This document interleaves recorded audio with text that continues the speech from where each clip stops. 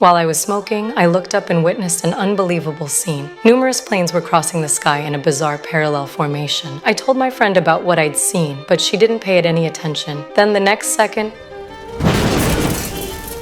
I immediately rushed over to check, only to find the driver had lost consciousness. I wanted to call my friend over to help. The driver suddenly began convulsing violently. I looked at Helen in terror.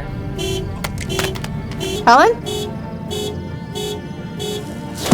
But Helen started convulsing too. I rushed into the bar to get help, but was stunned by the scene inside. Everyone in the bar had started convulsing, and many people were lying on the ground. I grabbed a phone from one of them and dialed, planning to call the police, but no one answered on the other end. I hurried back to the car, kicked the driver into the passenger seat, then loaded Helen in. I was about to drive to the hospital when I suddenly saw police lights flashing in the distance. But it turned out to be an overturned police car. In the distance, the entire city was engulfed in flames. It looked like the apocalypse had come. I steadied my emotions and drove to the hospital. But to my horror, everyone here was showing the same symptoms. I found a doctor and shouted at him, but he showed no response whatsoever. Now I could only rely on myself. I found a gurney to begin emergency treatment. At that moment, Helen seemed to regain consciousness, but before long, she stopped breathing entirely. I frantically performed CPR, but it was no use. Heartbroken, I looked up and noticed that everyone in the hospital seemed to have returned to normal. They were all walking outside as if nothing had happened. I hurriedly called out to the doctor, but at that moment, everyone turned around and stared at me eerily.